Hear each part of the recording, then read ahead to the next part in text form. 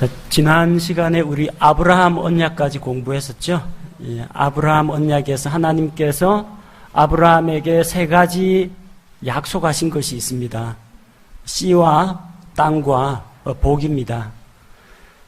왕국이 형성되려면 국민, 영토, 주권 세 가지가 있어야 합니다. 제일 먼저 필요한 것이 국민이죠.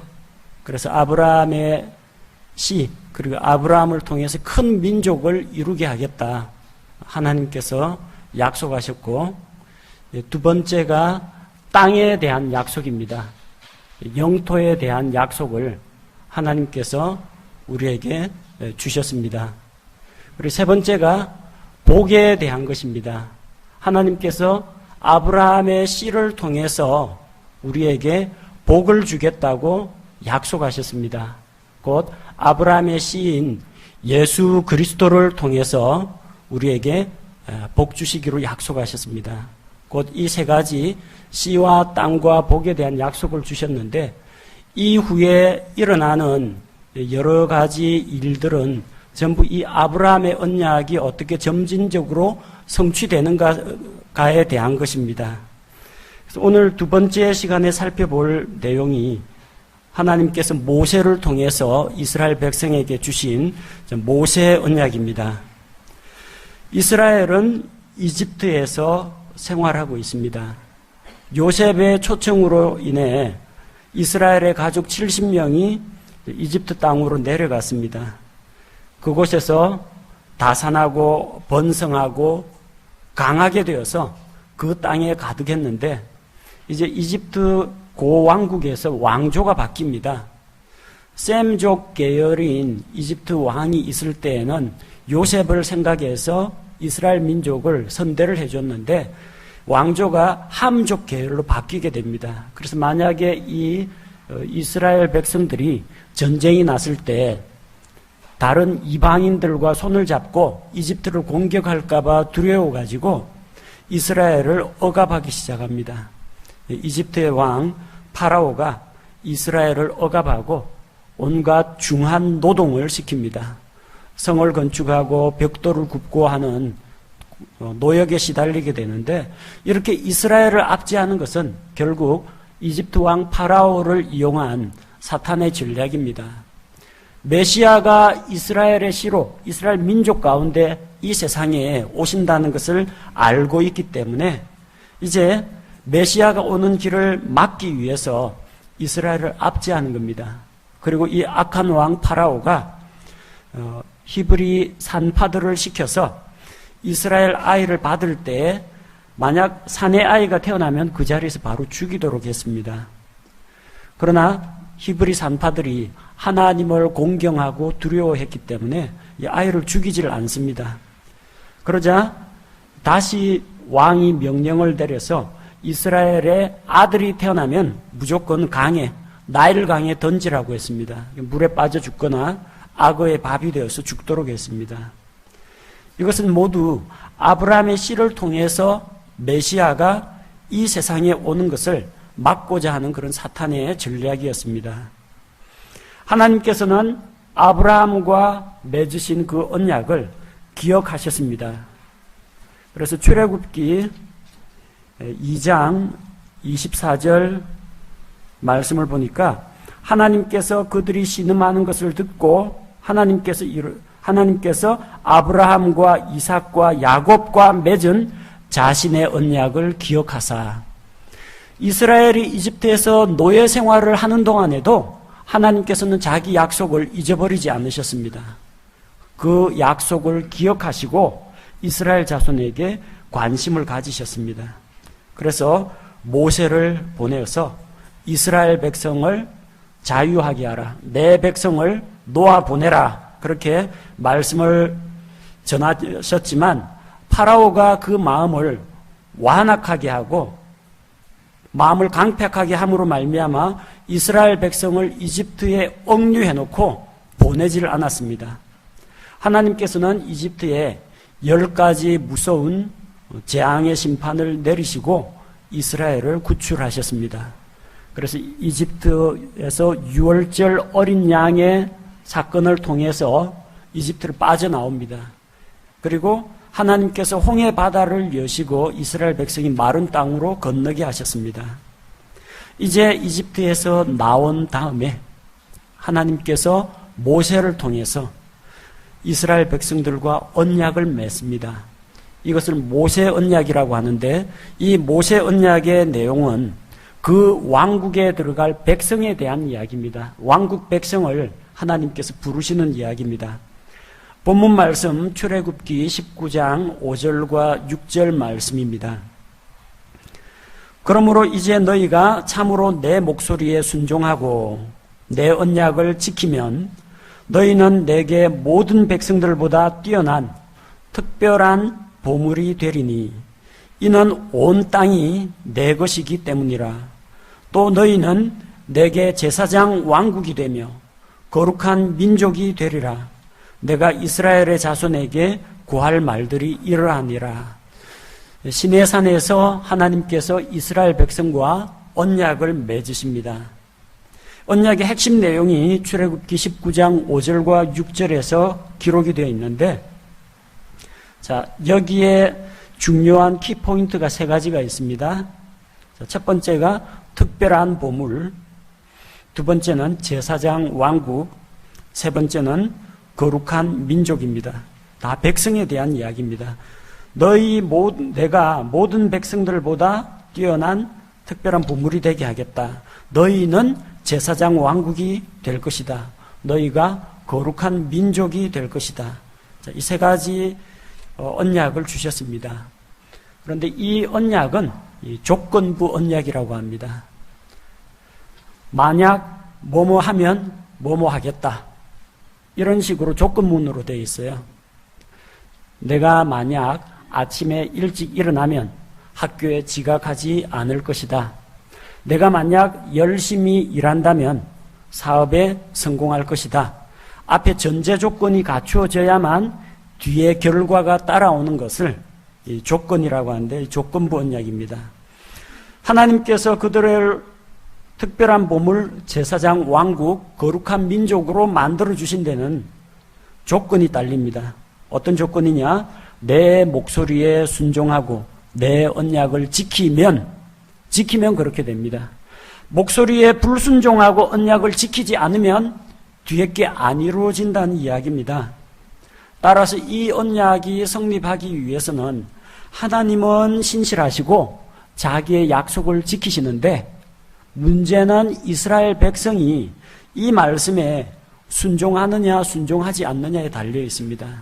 모세를 통해 전해주신 그 율법의 말씀들을 다 지켜 행하느냐, 하나님의 음성에 순종하느냐, 여기에 왕국이 성립하느냐 성립 못하느냐가 달려 있는 것입니다. 만약에 그들이 불순종하고 말씀을 어겼다면 회개하고 돌이켜야 합니다. 그렇게 하나님께로 회개하고 돌아올 때 이 언약이 유효하게 되는 겁니다. 이 언약에 아까 말씀드린 세 가지 복이 포함되어 있다고 하죠. 첫 번째가 특별한 보물이 된다는 겁니다. 특별한 보물입니다. 아주 특별한 보물입니다. 이스라엘은 하나님의 보물입니다. 그 보물은 신약성경 마태복음 13장 44절에 나옵니다. 어떤 사람이 밭에 이 보물이 묻혀 있는 것을 보고 그 밭을 통째로 사는 겁니다. 밭을 사면 그 안에 보물도 자기 것이 되기 때문에. 그런데 마태복음 13장에서 밭을 뭐라고 합니까? 밭은 세상이요. 이스라엘은 세상 가운데 파묻혀 있는 하나님의 특별한 보물이라는 이야기입니다. 이스라엘은 보배입니다. 옛날에 이스라엘에서는 전쟁이 나거나 먼 여행을 떠날 때는 자기 재산을 금이나 보석이나 이런 걸로 바꿔가지고 이 항아리에 넣고 밀봉을 한 다음에 밭 한 구석에다가 땅을 파고 숨겼습니다. 전쟁이 끝나고 돌아와서 그 보물을 다시 파내는 겁니다. 근데 만약에 자기가 밭에 보물을 숨긴 사실을 자기 아들들에게 이야기를 안 해주고 그냥 죽어버렸다.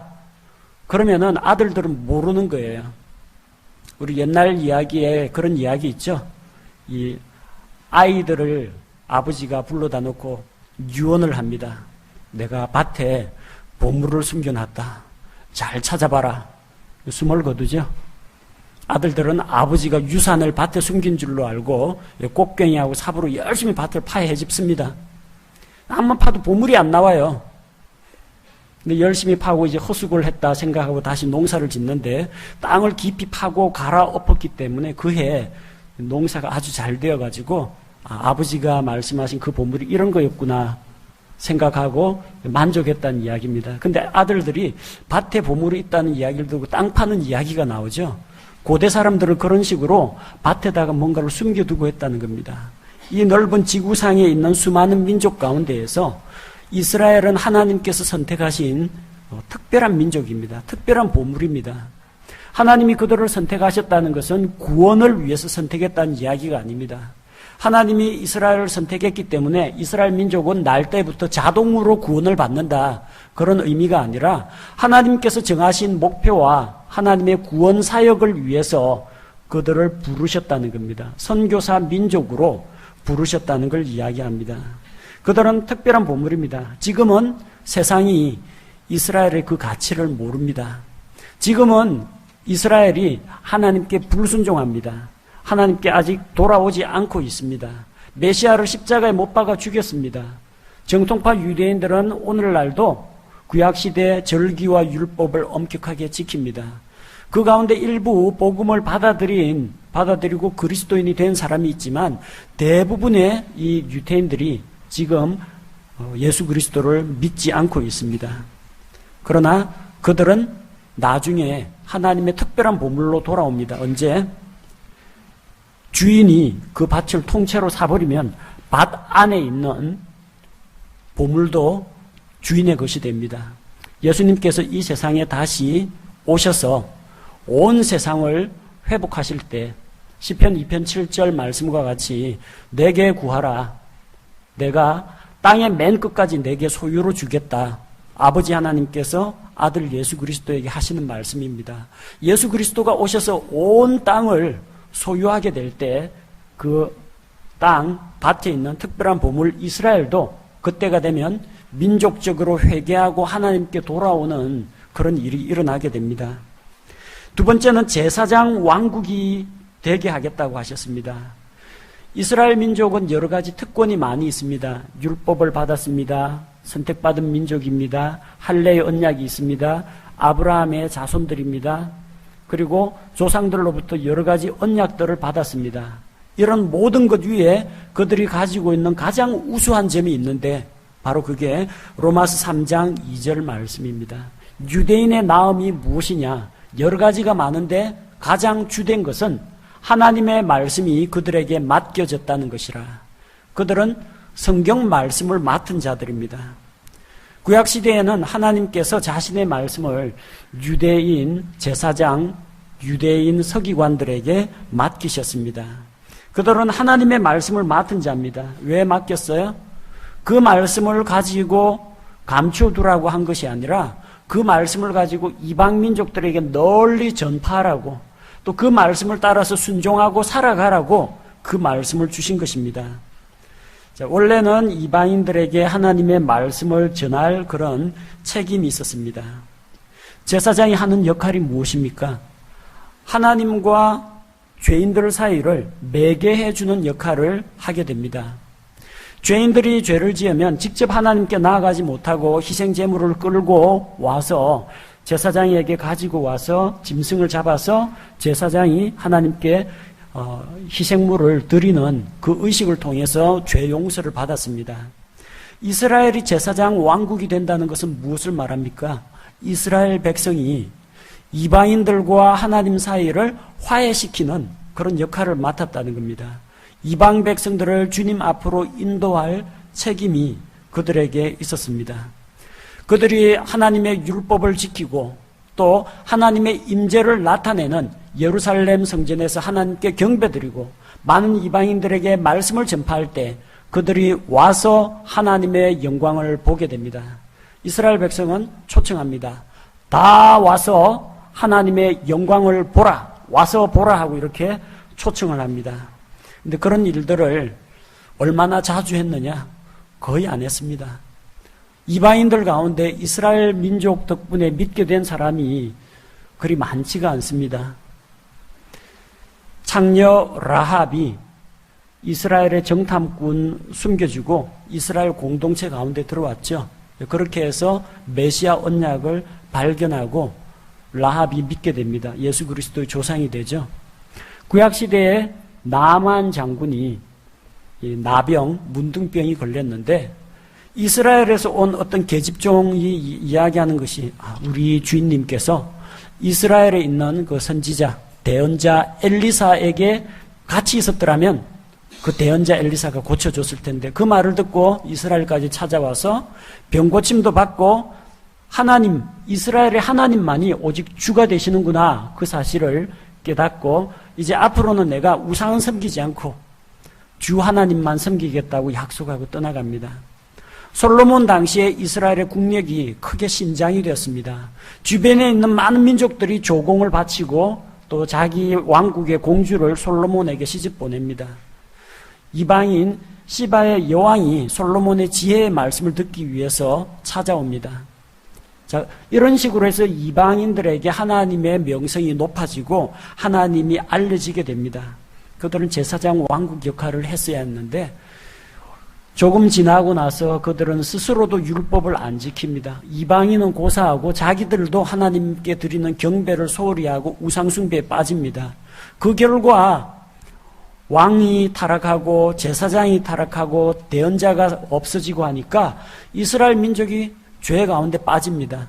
북이스라엘은 아시리아에 의해 멸망당하고 남유다 왕국은 결국 바빌론에 망하지 않습니까? 하나님의 율법의 말씀을 그들은 지키지 않았고 제사장 왕국의 역할도 감당하지 못했습니다. 그들을 거룩한 민족으로 삼아주셨습니다. 성경에 거룩이라는 건 두 가지 의미로 사용됩니다. 하나는 본질적이고 내재적인 거룩함입니다. 그 자체가 거룩한 존재입니다. 자, 이 본질적인 거룩함은 주 하나님 외에는 없습니다. 오직 하나님만이 거룩합니다. 여러분, 우리 거룩할 성자 붙이는 거 많이 있죠. 흔히들 말하는 성전이라는 말이라든지 성도라는 말이라든지 또 성경에 나오는 거룩한 입맞춤으로 서로 무난하라. 그리고 거룩한 손을 들어 기도하기를 원한다. 손이 원래부터 날 때부터 거룩하냐? 그런 건 아닙니다. 특별한 용도로 하나님을 위하여 구별한 것을 거룩하다라고 이야기합니다. 내가 직장에서 벌어들인 그 돈, 그냥 돈입니다. 근데 특별한 목적으로 하나님께 구별하여 드릴 때 그걸 거룩하다라고 이야기합니다. 그리고 손이 그냥 때가 타고 주름살 투성이의 손이라고 할지라도 이 손을 들어서 하나님께 기도하는 그때에 이 손은 거룩한 손이 됩니다. 자, 이렇게 거룩이란 말은 특별한 목적을 위해서 하나님께 구별했다 그런 의미에서 거룩함입니다. 성별했다 그렇게 생각하시면 됩니다. 자, 거룩한 민족 이스라엘, 그들은 하나님에 의해서 세상으로부터 특별히 구별이 되었고 하나님의 소유라고 하나님께서 인정을 해주셨습니다. 그들은 하나님의 거룩함을 그들의 삶의 간증으로 드러내야 했습니다. 하지만 이 이스라엘 사람들은 이 언약에 포함된 이 세 가지 복을 다 누리지 못했습니다. 왜 그렇습니까? 순종하고 언약을 지키면 그렇게 된다라고 했는데 하나님의 목소리에 불순종하고 하나님의 언약을 그들이 지키지 않았기 때문입니다. 하나님께서는 이 모세 언약을 주시면서 이스라엘 민족에게 세 가지를 주셨습니다. 첫 번째는 율법이고 두 번째는 성막, 세 번째는 제사장 제도를 주셨습니다. 왜 율법을 주셨느냐? 율법을 주신 목적은 하나님의 거룩하심을 드러내기 위해서입니다. 하나님이 무엇을 좋아하고 무엇을 싫어하시는 분인가? 하나님이 얼마나 깨끗하고 흠이 없으신 분인가? 이 율법에 다 나타나 있습니다. 또 한편으로 사람의 죄를 지적하고 드러내기 위해서입니다. 스스로 착하다고 생각하고 의롭다고 여기는 사람들이 성경 말씀의 거울에 자기 자신을 비춰볼 때 자기가 얼마나 보잘것없고 추한 죄인인지를 깨닫게 됩니다. 그래서 하나님의 거룩함을 드러내고 우리 사람들의 죄를 드러낼 수 있도록 율법을 주셨습니다. 또한 이스라엘 백성들에게 성막을 주셨습니다. 광야 생활할 때는 성막을 주셨고 다윗에 의해서 왕국이 견고하게 섰을 때는 예루살렘 성전을 솔로몬을 통해서 주셨습니다. 이 성막과 성전은 하나님께서 이스라엘 백성 가운데 임재하신다라는 것을 나타내는 하나의 상징물입니다. 하나님께서 임재하셔서 백성들로부터 예배와 찬양을 받으시는 장소가 바로 성막과 성전입니다. 세 번째는 제사장 제도를 그들에게 주셨습니다. 율법을 통해서 죄를 깨달은 그 죄인들을 이제 하나님 앞으로 인도하고 하나님과 다시 화해하게 하는 그런 직무가 바로 제사장 제도의 그런 직무라는 겁니다. 자, 이렇게 해서 하나님께서는 이스라엘을 자기 백성으로 삼으시고 이 이스라엘 민족을 통해서 전 세계에 있는 사람들을 내다보신 겁니다. 하나님께서는 온 세상의 죄를 대신하여 대신 죽을 하나님의 어린 양 예수 그리스도를 예배해 두셨는데 이 예수 그리스도가 이스라엘 민족을 통해서 오도록 하셨고 이 이스라엘 민족들이 전 세계 제사장 민족, 선교사 민족으로 활동해 줄 것을 기대하셨던 것입니다. 그러나 모세의 언약은 인간이 가지고 있는 연약함으로 말미암아 다 지킬 수가 없었습니다. 그 율법의 말씀은 사람을 완벽하게 만들지 못했습니다. 다만 너희가 완벽한 사람이 아니라는 것을 깨닫도록 해주셨습니다. 그들은 율법을 통해서 죄를 발견했습니다. 그러나 죄의 문제를 해결하지는 못했습니다. 율법은 죄를 지적하지만 죄를 깨끗하게 해주진 않기 때문입니다. 율법은 거울과 같습니다. 여러분 거울 보면은 여기에 고춧가루가 묻었다, 껌댕이 묻었다 알 수가 있죠. 그러나 거울이 여러분의 얼굴을 깨끗하게 해주지는 못합니다. 거울을 보고 물로 씻어야 됩니다. 거울을 주신 목적은 무엇입니까? 거울 보고 얼굴에 뭐 묻었으니까 지금 즉각 바로 잡아라. 그 때문에 거울을 주신 겁니다. 율법을 왜 주셨습니까? 죄를 없이 하려고 주신 것이 아니고 너희가 죄인이라는 사실을 똑바로 깨달아라. 오직 하나님만이 거룩하고 흠이 없으신 분이라는 것을 깨닫도록 하기 위해서 율법을 주셨어요. 율법 자체가 죄를 제거하지는 못합니다. 율법을 통해서 죄인임을 발견하면 누구에게 갑니까? 율법은 우리를 예수 그리스도에게 인도하는 훈육선생, 몽학선생입니다. 그래서 우리 같은 이 어린아이를 스승이신 예수 그리스도께로 소개해주는 역할을 할 뿐이지 율법 자체가 죄 문제를 해결하지는 못한다는 겁니다. 따라서 이 모세의 언약은 하나님께서는 자기의 거룩함을 드러내시고 이스라엘을 왕국의 백성으로 삼고 그리고 이스라엘뿐만 아니라 이방인들도 이 왕국 안으로 들어오라고 초청하라고 불러주셨는데 이스라엘 백성들이 우리는 택한 백성, 선택받은 민족 이런 거에 자부심에 빠져가지고 이방 민족들에게 말씀을 전하지를 않습니다. 땅을 파고 그 말씀을 감춰두고 자기들끼리만 그 말씀을 봅니다. 심지어는 자기들은 율법의 말씀을 가지고 있는데 그 율법의 말씀을 자기들도 순종 안 합니다. 자, 그래서 문제가 됩니다. 이 모세의 언약으로는 사람이 의롭게 되지를 못합니다. 철저하게 하나님 앞에서 자기가 죄인이라는 것을 깨닫게 되는 그런 역할로 이것이 주어졌습니다. 이 모세의 언약과 다른 언약과의 관계를 살펴보도록 하겠습니다. 이 모세의 언약은 아브라함 언약을 상속하지는 않습니다. 그러나 아브라함 언약에서 제시했던 씨와 땅과 복 가운데에서 씨에 대한 약속입니다. 아브라함의 씨, 이삭의 씨, 야곱, 이스라엘의 씨가 나중에 이렇게 번성해서 그 왕국에 들어갈 것이라는 겁니다. 그렇게 해서 200만 이상 번성한 이집트에서 나온 이스라엘 백성을 하나님께서 언약을 세우시고 너희를 내 백성으로 받아들이겠다. 내 말에 순종하고 나의 명령을 지켜 행하라고 하신 겁니다. 또한 이 모세의 언약은 아브라함의 언약에 나와 있는 그 땅의 백성과 관련된 약속인 동시에 앞으로 새 언약에 의해서 이 모세 언약은 대체가 됩니다. 예레미야 31장 31절에서 34절에 하나님께서 이스라엘 백성에게 옛 언약을 대체하는 새로운 약속을 그들에게 허락하십니다. 예레미야 31장 31절 말씀해 보니까 주가 말하노라 보라 날들이 이르리니 내가 이스라엘 집과 유다의 집과 새 언약을 맺으리라. 이 언약은 내가 그들의 조상들의 손을 잡고 그들을 이집트 땅에서 데리고 나오던 날에 그들과 맺은 언약에 따른 것이 아니니라. 이스라엘을 이집트에서 데리고 나오던 날에 맺은 언약이 뭡니까? 모세 언약입니다. 그거 아니라는 거예요. 내가 그들에게 남편이었을지라도 그들이 내 언약을 깨뜨리고 불순종했다는 겁니다. 하지만 이제 새 언약을 주는데 그러나 내가 이스라엘의 집과 맺을 언약은 이것이니 곧 그 날들 이후에 내가 내 법을 그들의 속 중심부에 두고 그들의 마음속에 그것을 기록하여 나는 그들의 하나님이 되고 그들은 내 백성이 되리라 주가 말하노라. 새 언약을 그들에게 주셨어요. 모세를 통해서 돌판에 새긴 율법의 말씀은 이미 깨어졌습니다.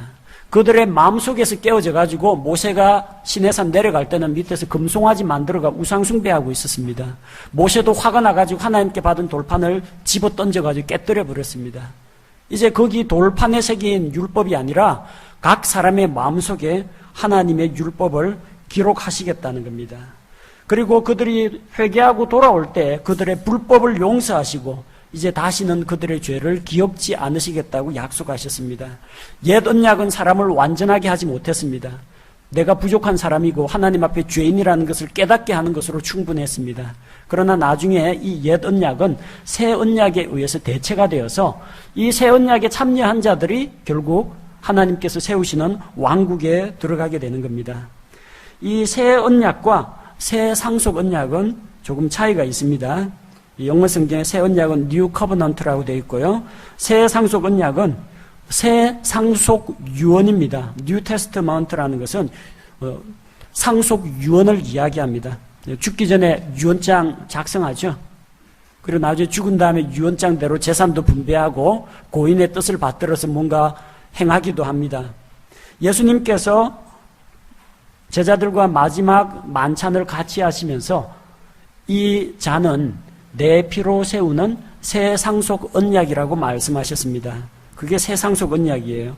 그 새 상속 언약은 예수님의 피로 세워졌습니다. 히브리서 9장 15절에 그 상속 언약이 무엇인지 기록되어 있습니다. 예수 그리스도의 피로 말미암아 범법도를 구속하시고 믿는 자에게 영원한 상속 유업, 저 하늘나라를 주신다는 것, 그것이 바로 새 상속 언약입니다. 구약시대 이스라엘 백성들에게 새 언약이 있었다면 그것이 모세 언약을 대체하고 그들을 새 사람으로 만들어서 하나님의 백성으로 만들어서 그 왕국에 들어가게 만든다면 신약 교회 성도들에게는 새 상속 언약, 뉴 테스트먼트, 새 상속 언약이 주어졌습니다. 자, 그래서 신약 교회가 왕가의 제사장이 됩니다. 하나님께서 이스라엘을 완전히 포기한 건 아닙니다. 그러나 이스라엘 민족이 회개하고 돌아오는 그때까지, 마지막 날에 환란기를 통해서 이스라엘을 회개하고 돌아오는 그때까지 이스라엘 백성들이 하나님을 모르고 예수 그리스도를 못 알아보고 십자가에 못 박아 죽이고 주님을 거부하고 있는 이때에 하나님께서는 예수 그리스도의 신부인 신약 교회를 통해서 모세 언약에 있던 그 일을 지금 이루어 가고 계십니다. 베드로전서 2장 9절에 보니까 그러나 너희는 선정된 세대요 왕가의 제사장이요 거룩한 민족이요 특별한 백성이니 이것은 너희를 어둠에서 불러내어 자신의 놀라운 빛으로 들어가게 하신 분께 대한 찬양을 너희가 전하게 하려 하심이라. 신약교회가 지금은 이스라엘이 잠시 눈멀어 있는 동안 신약교회가 왕가의 제사장 노릇을 하게 되었습니다. 출애굽기 19장 5절 6절에서 나오는 택함받은 이스라엘 민족에게 약속하신 그 내용과 베드로전서 2장 9절에 나오는 이 구원받은 그리스도인들 신약교회에 이야기하는 내용이 정확하게 대응이 됩니다. 제사장 왕국이라고 했죠. 왕가의 제사장입니다. 저 거룩한 민족이란 말 있죠. 신약교회 성도가 거룩한 민족입니다. 이스라엘은 하나님의 특별한 보물이라고 했죠. 너희는 특별한 백성이라고 했습니다. 신약교회 성도들이 지금 왕가의 제사장이 되어서 세상을 하나님과 화목하게 하는 그런 화해하게 하는 그런 직분을 맡고 있습니다. 그리스도의 대사가 되어서 세상을 하나님께로 인도하는 일을 하고 있습니다. 우리 그리스도인들이 세상으로부터 분리되어서 하나님의 소유 백성이 되어서 거룩한 민족이 되었습니다.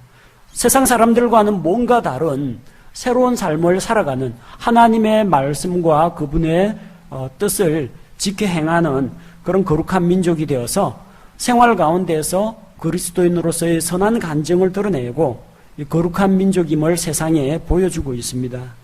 우리는 대단히 특별한 보물, 특별한 백성입니다. 세상에 속하지 아니한 하나님만의 보배입니다. 그 하나님께서 자신의 보배를 언젠가는 저 하늘로 데려가십니다. 이 땅에 하나님의 무서운 심판이 임하기 전에 우리를 전부 데려가시고 이 땅에 하나님께서 7년 동안 환란기를 통해서 심판하시고 그 이후에 우리 믿는 신약교회 성도가 그분의 특별한 소유가 되어가지고 예수 그리스도와 함께 왕노릇하면서 그분을 섬기고 또 다른 사람을 섬기는 이 땅의 통치자 역할을 하게 될 것입니다. 자, 모세의 언약을 하나님께서 이스라엘 백성에게 분명히 주셨습니다. 아브라함 언약에서 나오는 그 시, 왕국의 백성을 하나님께서 부르시고 너희는 내 소유다. 특별한 보물, 제사장 왕국, 거룩한 민족이 되라고 하셨습니다. 이 언약은 그들이 순종하느냐, 불순종하느냐, 하나님의 언약의 말씀을 지키느냐, 안 지키느냐에 의해서 좌우가 됩니다. 그러나 연약한 인간으로서 그 말씀을 다 지켜 행하지 못하게 되죠. 그래서 하나님께서는 그들을 위해 새 언약을 예비해 주셨습니다. 이 모세 언약이 어떻게 이스라엘 백성들에게 적용이 되어 가지고 그들이 나중에 왕국을 이끌어 나가는지 그 구체적인 내용에 대해서는 이스라엘 백성들이 가나안 땅에 들어가고 거기에서 사사시대를 겪고 왕조시대를 겪는 것을 통해서 우리가 다시 살펴보도록 하겠습니다. 지금 우리가 살펴본 것은 아브라함 언약, 창세기를 통해서 면면이 이어져 내려오는 그 언약을 보았고요. 이 모세 언약은 출애굽기, 그리고 레위기, 민수기, 신명기에 기록되어 있는 이런 율법서에 기록되어 있는 내용들입니다. 다음 시간에는 이 모세 언약과 함께 조건부 언약으로 불리는 팔레스틴 언약, 그 왕국의 영토, 땅에 대한 언약을 살펴보도록 하겠습니다. 제가 기도하겠습니다.